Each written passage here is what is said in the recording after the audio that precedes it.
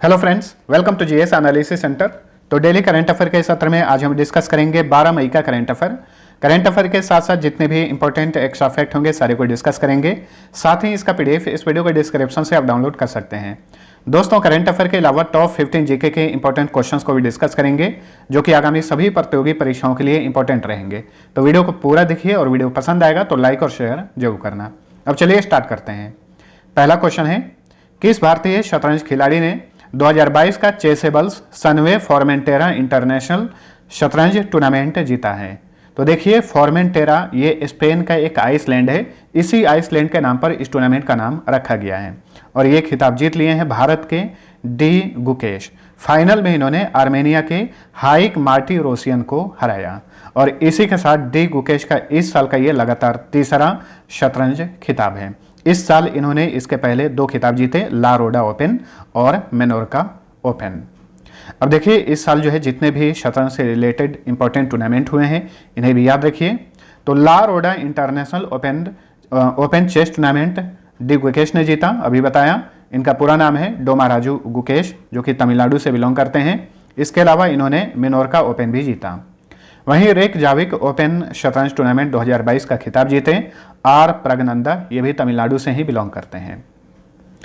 दिल्ली में आयोजित किया गया था Delhi international open chess tournament, ये खिताब जीते अर्जुन एरिगैसी तेलंगाना से बिलोंग करते हैं। वहीं विश्व रैपिड शतरंज चैंपियनशिप 2021 का खिताब जीते नादिरबेक अब्दुसत्तोरोव, ये उज्बेकिस्तान के हैं। पुरुष श्रेणी में फीडे विश्व ब्लिज चेस चैंपियनशिप 2021 का खिताब फ्रांस के मैक्सिम वाचियर लाग्रेव ने जीता। वहीं महिला श्रेणी में इस चैंपियनशिप का खिताब जीती बेबीसार असोबाएवा, जो कि कजाकिस्तान की हैं। वहीं फेडे विश्व शतरंज चैंपियनशिप 2021 का खिताब जीते मैग्नस कार्लसन, नॉर्वे के खिलाड़ी हैं और ये विश्व के नंबर 1 चेस खिलाड़ी हैं, याद रखिए। चलिए अगला क्वेश्चन। भारत के महापंजीयक यानी रजिस्ट्रार जनरल ऑफ इंडिया के 2020 के नागरिक पंजीकरण प्रणाली CRS रिपोर्ट के अनुसार जन्म के समय सर्वाधिक लिंगानुपात वाला राज्य कौन बना है? तो देखिए, इस रिपोर्ट के अनुसार जन्म के समय सर्वाधिक लिंगानुपात वाला राज्य बना है ये केंद्र शासित प्रदेश है लद्दाख। ऑप्शन ए सही उत्तर है। लद्दाख में लिंगानुपात जो है 1104 है, यानी 1000 पुरुषों पर 1104 महिलाएं हैं। इसी लिस्ट में दूसरे स्थान पे अरुणाचल प्रदेश है, यहाँ का लिंगानुपात है 1011। तीसरे स्थान पे है अंडमान निकोबार, यहाँ का लिंगानुपात है 984। चौथे स्थान पे है त्रिपुरा, यहाँ का लिंगानुपात है 974। ठीक है, तो ये टॉप 4 लिंगानुपात वाले राज्य और केंद्र शासित प्रदेश हैं। वहीं इस रिपोर्ट के अनुसार सबसे कम लिंगानुपात वाला राज्य है मणिपुर। मणिपुर का लिंगानुपात है 880, यानी 1000 पुरुषों पर 880 महिलाएं। ठीक है, नागरिक पंजीकरण प्रणाली क्या है ये जान लीजिए। CRS इंग्लिश में फुल फॉर्म होता है सिविल रजिस्ट्रेशन सिस्टम। तो देखिए, इसी सिस्टम के तहत जो है भारत में जन्म और मृत्यु की रिकॉर्ड रखी जाती है और जन्म और मृत्यु का रिकॉर्ड रखना अनिवार्य है भारत में।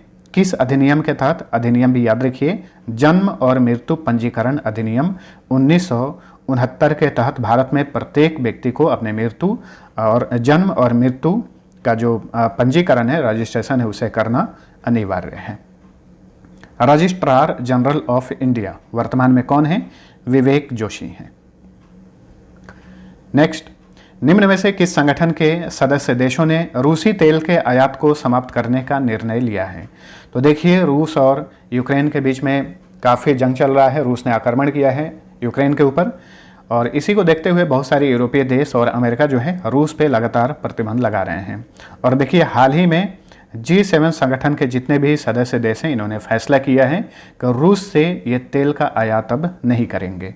ऑप्शन बी राइट आंसर है। ठीक है, G7 एक ग्रुप है, दुनिया की 7 सबसे बड़ी अर्थव्यवस्थाओं का ये समूह है और ये समूह जो है दुनिया की 62% से अधिक संपत्ति के अकेले मालिक हैं। यानी दुनिया भर में जितनी भी संपत्तियां हैं ये अकेले 7 देश इसमें 62% से अधिक की हिस्सेदारी रखते हैं। ठीक है, तो ये है G7 समूह।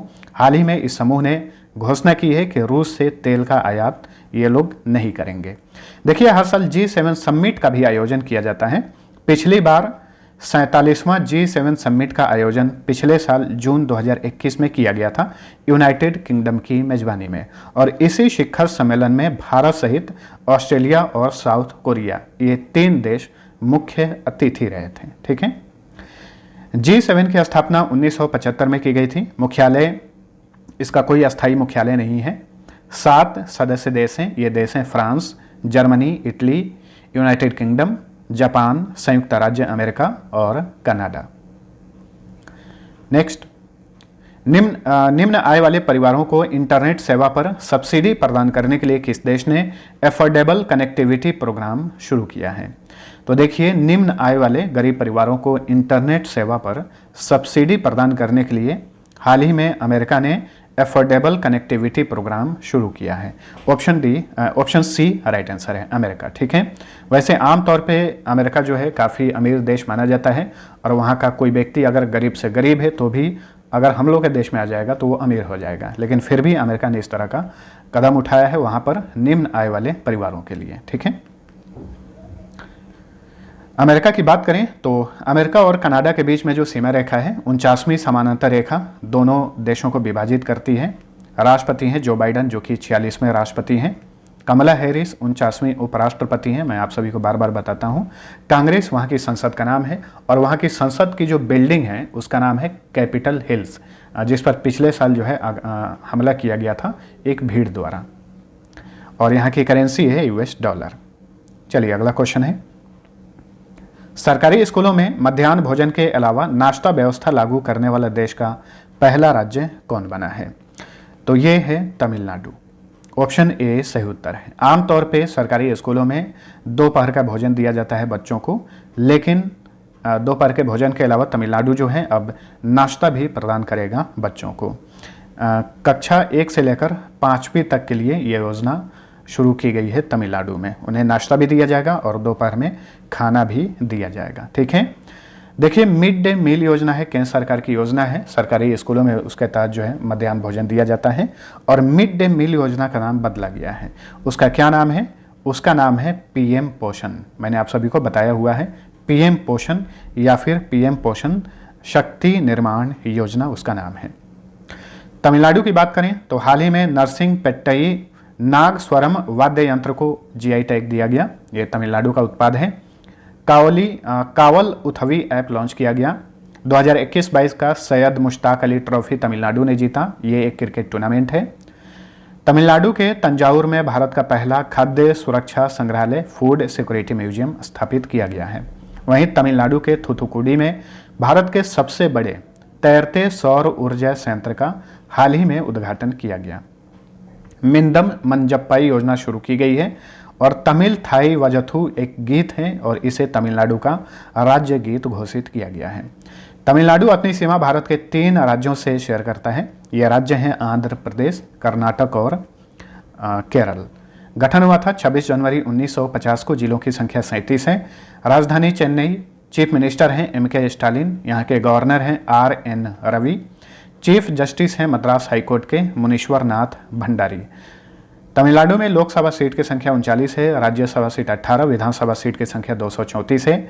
यहाँ का स्टेट एनिमल काला हिरन है, स्टेट बर्ड पन्ना कबूतर, स्टेट ट्री पलमेरा खजूर, स्टेट फ्लावर लिली, और स्टेट स्पोर्ट्स है कबड्डी। भारतनाट्यम और कड़गट्टम तमिलनाडु के ये शास्त्रीय नृत्य हैं, क्लासिकल डांस हैं। वहीं कुमी कोलाटम तथा कावड़ी फोक डांस हैं। Gulf of Mannar marine national park, Indira Gandhi national park, ये टाइगर रिजर्व भी है, और इसका एक अन्य नाम है अनामलाई नेशनल पार्क, तथा मुडुमलाई नेशनल पार्क, सारे तमिलनाडु में है। कालकड मुंदथुरई टाइगर रिजर्व तथा सत्यमंगलम टाइगर रिजर्व भी इसी राज्य में है। ग्रैंड अनिकट डैम, जिसे कल्लानाई डैम भी कहा जाता है, और मेटूर डैम, ये दोनों कावेरी नदी पर हैं। भवानी सागर डैम भवानी नदी पर है। कावेरी नदी को दक्षिण भारत का गंगा कहा जाता है। बड़गा, टोडकोटा, कोटा और टोडा यहाँ के प्रमुख ट्राइब्स हैं। आधिकारिक भाषा तमिल है। ध्यान रखिएगा, श्रीलंका में 2 आधिकारिक भाषाएं हैं जिसमें एक तमिल भी है। ठीक है। इसके अलावा एक सिंहला है। चलिए अगला क्वेश्चन, यूरोपीय संघ में शामिल होने के लिए रुचि रखने वाले देशों के लिए किस देश ने यूरोपियन पॉलिटिकल कम्युनिटी का प्रस्ताव दिया है? देखिए, यूरोपीय संघ में ऑलरेडी पहले से 27 देश हैं और बहुत सारे देश ऐसे हैं जो यूरोपीय संघ में शामिल होना चाहते हैं, जैसे कि जॉर्जिया, मोल्दोवा, यूक्रेन इत्यादि कुछ ऐसे देश हैं जो कि यूरोपीय संघ में शामिल होना चाहते हैं। ठीक है, इन्हीं की रुचि को देखते हुए हाल ही में फ्रांस ने इन देशों के लिए एक यूरोपियन पॉलिटिकल कम्युनिटी का प्रस्ताव रखा है। यानी इन देशों को डायरेक्ट यूरोपीय संघ में शामिल नहीं किया जाएगा, बल्कि इनके लिए एक यूरोपियन पॉलिटिकल कम्युनिटी की स्थापना की जाएगी। फ्रांस ने इसके लिए प्रस्ताव रखा है। फ्रांस की बात करें तो राजधानी है पेरिस। पेरिस में ही यूनेस्को का मुख्यालय है और हाल ही में लगातार दूसरी बार यहाँ के राष्ट्रपति चुने गए हैं इमैनुअल मैक्रो। यहाँ की करेंसी है, 2 करेंसी चलती है, यूरो और CFA फ्रैंक। यूरोपीय संघ की बात करें तो इसकी स्थापना की गई थी 1 नवंबर 1993 को। सदस्य देश 27 हैं। यूरोपीय संघ आयोग के अध्यक्ष हैं उर्सुला वॉन डेर लेयन। यूरोपीय संघ संसद के अध्यक्ष हैं रोबर्टा मेट्सोला। यूरोपीय संघ परिषद के अध्यक्ष हैं चार्ल्स मिचेल और यूरोपीय संघ की आधिकारिक भाषाएं 24 हैं। सदस्य देश 27 हैं और आधिकारिक भाषाएं 24 हैं। वहीं एक नाटो संगठन है। नाटो में सदस्य देशों की संख्या 30 है, याद रखिए। नेक्स्ट, फर्डिनेंड मार्कोस जूनियर किस देश के नए राष्ट्रपति चुने गए हैं? तो फर्डिनेंड मार्कोस जूनियर ये फिलीपींस के नए राष्ट्रपति चुने गए हैं। Option C right answer. इन्हें रोड्रिगो डुटेर्टे के स्थान पर चुना गया है। और फर्डिनेंड मार्कोस जूनियर जो हैं ये फिलीपींस के ही पूर्व तानाशाह फर्डिनेंड मार्कोस के पुत्र हैं, इसलिए इनके नाम के साथ जो है जूनियर जुड़ा हुआ है। ये फिलीपींस के नए राष्ट्रपति चुने गए हैं। इसके अलावा इससे पहले जो रोड्रिगो डुटेर्टे थे राष्ट्रपति यहाँ के, उनकी पुत्री हैं सारा डुटेर्टे, वो यहाँ की उपराष्ट्रपति चुनी गई हैं। फिलीपींस की बात करें तो हाल ही में यहाँ पर एक बहुत ही भयानक तूफान आया था जिसका नाम है मैगी नामक तूफान आया था। लाखों लोग जो हैं बेघर हो गए थे। इसके अलावा यहाँ की सरकार ने एक कानून पारित किया है कि 18 साल से कम उम्र की लड़की की अगर शादी की जाती है तो 12 साल की जेल हो सकती है। फिलीपींस की कैपिटल है मनीला। मनीला में ही एशियाई विकास बैंक का मुख्यालय है। साथ साथ में धान अनुसंधान संस्थान, अंतर्राष्ट्रीय धान अनुसंधान संस्थान मनीला में है। ठीक है, फिलीपींस के नए राष्ट्रपति बन गए हैं फर्डिनेंड मार्कोस जूनियर। यहाँ की संसद का नाम है कांग्रेस और करेंसी है पेसो। पेसो मुद्रा और भी देशों में चलती है, जैसे कि Argentina, Chile, Colombia, Dominican Republic, Cuba और मेक्सिको। अब देखिए, हाल ही फिलहाल में जो भी नए नए राष्ट्रपति और प्रधानमंत्री नियुक्त हुए हैं, इंपॉर्टेंट है आगामी परीक्षाओं के लिए, इन्हें भी याद रखिए। चिली के सबसे युवा राष्ट्रपति बने हैं Gabriel Boric. Chile South American country है। हंगरी की प्रथम महिला राष्ट्रपति बनी है कैटलीन नोवाक। एस्टोनिया की पहली महिला प्रधानमंत्री बनी है काजा कलास। ट्यूनीशिया की पहली महिला प्रधानमंत्री बनी है नजला बोर्डेन रोमधाने। पहली महिला या पहले राष्ट्रपति बहुत ही ज़्यादा इंपॉर्टेंट है। सर्बिया के नए राष्ट्रपति बन गए हैं अलेक्जेंडर वुसिच। माल्टा के नए प्राइम मिनिस्टर बने हैं रॉबर्ट अबेला। तुर्कमेनिस्तान के नए राष्ट्रपति बने हैं सरदार बर्डी मुखामेदोव। दक्षिण कोरिया के नए राष्ट्रपति चुने गए हैं यू सुक येओल। नेक्स्ट, भारत में हर साल राष्ट्रीय प्रौद्योगिकी दिवस कब मनाया जाता है? तो देखिए, भारत में हर साल टेक्नोलॉजी का बढ़ावा देने के लिए राष्ट्रीय प्रौद्योगिकी दिवस मनाया जाता है 11 मई को। Option D right answer. 11 मई को ही ये दिवस क्यों मनाया जाता है? क्योंकि 11 मई 1998 को भारत ने अपना परमाणु बम का सफल परीक्षण किया था। इसी वजह से 11 मई को भारत में हर साल राष्ट्रीय प्रौद्योगिकी दिवस मनाया जाता है। इसी परमाणु बम परीक्षण के साथ ही भारत जो है परमाणु संपन्न देश बन गया था। तो केंद्रीय विज्ञान और प्रौद्योगिकी मंत्रालय द्वारा ये दिवस मनाया जाता है। मंत्रालय के मंत्री हैं जितेंद्र सिंह। और देखिए, 2022 का इस दिवस का थीम है integrated approach in science and technology for sustainable future.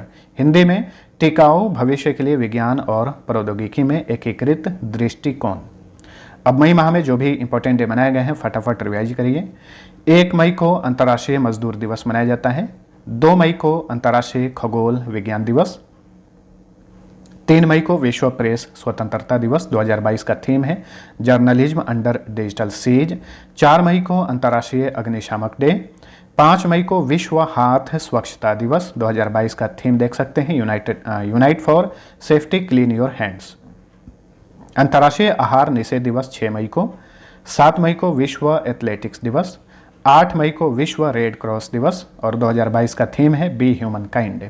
8 मई को ही विश्व थैलेसीमिया दिवस मनाया जाता है। थैलेसीमिया एक रोग है।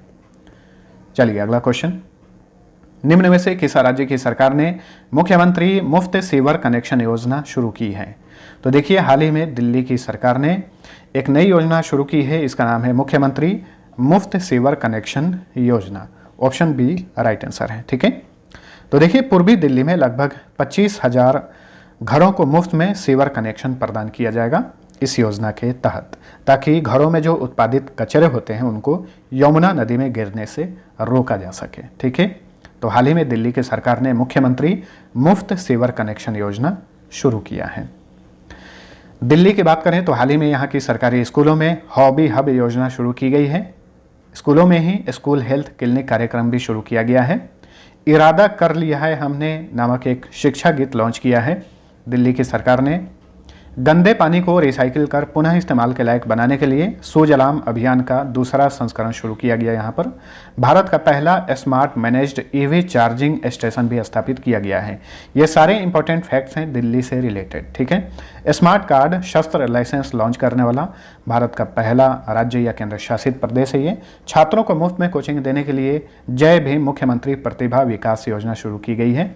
श्रमिक मित्र योजना श्रमिकों के लिए, देश का मेंटर कार्यक्रम छात्रों के लिए शुरू किया गया है और देश के मेंटर कार्यक्रम के ब्रांड एम्बेसडर हैं अभिनेता सोनू सूद। आंगनवाड़ी ऑन व्हील्स अभियान भी चलाया जा रहा है। और देखिए विश्व का सबसे बड़ा स्थानीय निकाय जो है ये दिल्ली नगर निगम है। वहीं अंग्रेजों ने 1911 में दिल्ली को औपचारिक राजधानी घोषित की थी। इससे पहले भारत की राजधानी कोलकाता हुआ करती थी। 1911 में राजधानी जो है ट्रांसफर करके दिल्ली किया गया। 1 नवंबर 1956 को दिल्ली को केंद्र शासित प्रदेश घोषित किया गया था और 1991 में आगे चलकर दिल्ली को भारत की राष्ट्रीय राजधानी घोषित किया गया। दिल्ली की पहली महिला मुख्यमंत्री सुषमा स्वराज थी, जो आगे चलकर भारत की विदेश मंत्री भी बनी। विदेश मंत्री के रूप में ये काफ़ी प्रसिद्ध हुई। ठीक है, वैसे इनका निधन हो चुका है। दिल्ली अपनी सीमा भारत के 2 राज्यों से शेयर करता है, हरियाणा और उत्तर प्रदेश। यहाँ के सीएम हैं अरविंद केजरीवाल, जिलों की संख्या 11 है। डिप्टी सीएम है मनीष सिसोदिया, लेफ्टिनेंट गवर्नर हैं अनिल बैजल। दिल्ली हाई कोर्ट के चीफ जस्टिस हैं विपिन सांघी। और देखिए दिल्ली एकमात्र ऐसा केंद्र शासित प्रदेश है भारत का जिसका अपना हाई कोर्ट है। दिल्ली में लोकसभा सीट की संख्या 7, राज्यसभा सीट 3, विधानसभा सीट की संख्या 70 है। अगला question, formula 1 race Miami Grand Prix 2022 का खिताब किसने जीता है? तो ये खिताब जीते हैं Max Verstappen. Option D right answer. ये नीदरलैंड के रेड बुल कार के ड्राइवर हैं। इस साल का इनका ये तीसरा फार्मूला 1 खिताब है। ठीक है, पिछले साल ये 2021 में फार्मूला 1 चैंपियन रहे थे। और ध्यान रखिएगा फार्मूला 1 चैंपियन बनने वाले ये नीदरलैंड के पहले रेसर बन गए हैं मैक्स वेस्टापेन। इस साल इन्होंने मियामी ग्रैंड प्रिक्स के अलावा सऊदी अरब ग्रैंड प्रिक्स और एमिलिया रोमाग्ना ग्रैंड प्रिक्स जीता है और ये नीदरलैंड के रेड बुल कार के ड्राइवर हैं। इस साल 2 और फार्मूला 1 रेस हुए हैं, ऑस्ट्रेलियन जीपी और बहरीन ग्रैंड प्रिक्स। जीपी मतलब ग्रैंड प्रिक्स। तो ये खिताब जीते हैं चार्ल्स लेक्लर। चार्ल्स लेक्लर ये मोनाको के फेरारी कार के ड्राइवर हैं। नेक्स्ट, किस भारतवंशी को ब्रिटिश साम्राज्य के तीसरे सबसे उत्कृष्ट सम्मान honorary member of the Order of the British Empire यानी MBE से सम्मानित किया गया है? तो देखिए ये ब्रिटिश साम्राज्य का तीसरा सबसे बड़ा सम्मान है MBE। इस पुरस्कार से सम्मानित किया गया है गुरु स्वामी कृष्णमूर्ति को। ये कौन है? तो ये ब्रिटेन में स्थित वैश्विक चिकित्सा प्रौद्योगिकी कंपनी है पेन लॉन। ये पेन लॉन के CEO हैं, इन्हें ये पुरस्कार दिया गया है। ठीक है, वैसे ब्रिटिश साम्राज्य का सबसे बड़ा पुरस्कार होता है CBE और CBE का मतलब है यहाँ पर commander of the Order of the British Empire. दूसरा सर्वोच्च पुरस्कार होता है OBE और OBE का फुल फॉर्म होता है officer of the Order of the British Empire. और तीसरा पुरस्कार है honorary member of the Order of the British Empire और इस पुरस्कार के विजेता बने हैं गुरु स्वामी कृष्णमूर्ति। अगले महीने जून में बर्मिंघम पैलेस लंदन में इन्हें ब्रिटिश की महारानी द्वारा ये पुरस्कार दिया जाएगा। नेक्स्ट, निम्न में से किस भारतीय एथलीट ने 5000 मीटर रेस में बहादुर प्रसाद के 23 साल पुराना रिकॉर्ड तोड़ दिया है? तो ये हैं अविनाश सेबल, जो कि महाराष्ट्र से बिलोंग करते हैं। इन्होंने 5000 मीटर रेस में बहादुर प्रसाद के 30 साल पुराना रिकॉर्ड तोड़ दिया है। देखिए, बहादुर प्रसाद 1992 में 5000 मीटर की रेस पूरे किए थे 13 मिनट 29.70 सेकंड में। वहीं अविनाश सेबल ने ये रेस पूरी की 13 मिनट 25.65 सेकंड में। कहाँ पर? देखिए, अमेरिका के सैन जुआन कैपिस्ट्रानो साउंड अरानिक ट्रेन मीट में इन्होंने ये उपलब्धि हासिल की है। वैसे इस मीट में अविनाश सेबल कुल मिलाकर 12वें स्थान पर रहे थे, लेकिन इन्होंने इसी के साथ ये एक राष्ट्रीय रिकॉर्ड भी बना दिया है 5000 मीटर की रेस में। तो फ्रेंड्स, ये था हमारा आज का करेंट अफेयर। वीडियो पसंद आया है तो लाइक और शेयर जरूर करना। अब चलिए टॉप 15 जीके के इंपॉर्टेंट क्वेश्चंस को डिस्कस करते हैं। आज सेट 30 है। पहला क्वेश्चन, रेलवे में प्रथम कंप्यूटरीकृत यात्री आरक्षण व्यवस्था की शुरुआत कब की गई थी? तो देखिए, भारत में कंप्यूटरीकृत यात्री आरक्षण व्यवस्था की शुरुआत की गई थी रेलवे में 15 नवंबर 1985 को। दूसरा क्वेश्चन है, किस फसल को अनाज की रानी कहा जाता है? तो मक्का फसल को अनाज की रानी कहा जाता है। क्वेश्चन नंबर 3 है, विश्व का सबसे पुराना फल किसे माना जाता है? खजूर को। केसर का उत्पादन करने वाला एकमात्र भारतीय राज्य कौन सा है? जम्मू कश्मीर। ठीक है, और कश्मीरी केसर को जीआई टैग भी दिया गया है, याद रखिए। केंद्रीय वनस्पति और औषधि अनुसंधान संस्थान कहाँ पर स्थित है? लखनऊ में स्थित है। लखनऊ उत्तर प्रदेश की कैपिटल है। क्वेश्चन नंबर 6 है, भारतीय लाख अनुसंधान संस्थान, कई बार इसे भारतीय लाह अनुसंधान संस्थान भी कहा जाता है, ये कहाँ पर स्थित है? तो ये झारखंड की राजधानी रांची के नामकुम में स्थित है भारतीय लाह अनुसंधान संस्थान। अब देखिए, इस संस्थान का अब नया नाम पड़ा है Indian institute of natural resins and gums. Bharat के किन दो नदियों के डेल्टा क्षेत्र को चावल का कटोरा कहा जाता है? तो कृष्णा और गोदावरी नदियों के डेल्टा क्षेत्र को चावल का कटोरा कहा जाता है। और भारत में चावल उत्पादन में अग्रणी राज्य कौन है? वेस्ट बंगाल है। राष्ट्रीय कृषि और ग्रामीण विकास बैंक यानी national bank for agriculture and rural development, जो कि नाबार्ड का फुल फॉर्म होता है, इसकी स्थापना कब की गई थी? तो इस बैंक की स्थापना की गई थी 12 जुलाई 1982 को। क्वेश्चन नंबर 9 है, सिल्क का सबसे बड़ा उत्पादक देश कौन है? तो जो कृत्रिम रेयॉन होता है उसे ही सिल्क कहा जाता है, और सिल्क का सबसे बड़ा उत्पादक देश है चीन। मुर्गी का वैज्ञानिक नाम क्या है? तो मुर्गी का वैज्ञानिक नाम है गैलस डोमेस्टिकस। शंख सामान्यतः किसका बना होता है? तो देखिए, हिंदू धर्म में इस्तेमाल किया जाता है शंख, और शंख ये बना होता है कैल्शियम कार्बोनेट का। पाश्चुरीकरण प्रक्रिया में दूध को 62 डिग्री सेल्सियस पर कितने समय तक रखा जाता है? 20 मिनट तक। क्वेश्चन नंबर 13 है, दूध में वसा की मात्रा मापने हेतु किस विधि का प्रयोग किया जाता है? तो गर्बर विधि का प्रयोग किया जाता है दूध में वसा की मात्रा मापने के लिए। क्वेश्चन नंबर 14 है, मछलियों में होने वाला सफ़ेद रोग का कारण डैश है? तो प्रोटोजोआ के कारण जो है मछलियों में सफ़ेद रोग होता है। क्वेश्चन नंबर 15 है, किस समिति के सिफारिशों के आधार पर नाबार्ड बैंक की स्थापना की गई थी? तो 12 जुलाई 1982 को नाबार्ड की स्थापना की गई थी। National bank for agriculture and rural development उसका फुल फॉर्म होता है। शिवरामन समिति की सिफारिशों पर इस बैंक की स्थापना की गई थी। अब चलिए फटाफट पिछले क्लास का क्विक रिवीजन कर लेते हैं। पहला क्वेश्चन, द नेतन्याहूज उपन्यास के लिए किसने पुलिजर पुरस्कार 2022 जीता है? जोशुआ कोहेन को। ठीक है, देखिए पिछले वीडियो में पुलिजर पुरस्कार 2022 के पूरे विजेताओं की सूची बताई गई थी। जो लोग पिछला वीडियो नहीं देखे हैं जरूर देखिएगा। क्वेश्चन नंबर 2 है, 10 मई 2022 को पंडित शिव कुमार शर्मा का 84 साल की उम्र में निधन हो गया। वह एक मशहूर डैश थे, ये संतूर वादक थे। ठीक है, किस कंपनी ने भारत का पहला क्षेत्रीय रैपिड ट्रांजिट सिस्टम डिजाइन किया है? एल्स्टॉम ने। किस देश ने समाचार प्रकाशकों पर बड़ी टेक कंपनियों के अधिकार पर अंकुश लगाने के लिए एक डिजिटल मार्केट यूनिट की स्थापना की है? यूनाइटेड किंगडम ने। चौथे खेलो इंडिया यूथ गेम्स 2022 का शुभंकर क्या है? इसका शुभंकर है धाकड़, और इस गेम्स का आयोजन कहाँ पर किया जाएगा? हरियाणा में। प्रत्येक वर्ष विश्व थैलेसीमिया दिवस कब मनाया जाता है? 8 मई को। सबसे अधिक 26 बार माउंट एवरेस्ट फतह करके निम्न में से किसने नया विश्व रिकॉर्ड बनाया है? कामी रीता शेरपा ने। ये कहाँ के हैं? नेपाल के हैं। भारत के दूरसंचार विभाग ने सभी दूरसंचार कंपनियों के लिए NOCC शुल्क समाप्त कर दिया है। यहाँ पे NOCC का विस्तृत रूप क्या है? Network operation and control centre. हाल ही में भारत ने किस स्थान पर की गई खुदाई में लगभग 5000 साल पुराने हड़प्पाकालीन सोने, 2 मुहर यानी सील और 1 सीलिंग पाई गई है? राखीगढ़ी में। और राखीगढ़ी कहाँ पर है? हरियाणा के हिसार जिले में है। पुरुष एकल वर्ग में मैड्रिड ओपन टेनिस टूर्नामेंट 2022 का खिताब किसने जीता?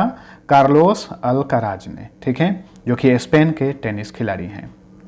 अब चलिए पिछले क्विज का सही उत्तर जान लीजिए। पहला क्वेश्चन था not just a night watchman, my innings with BCCI के लेखक कौन है?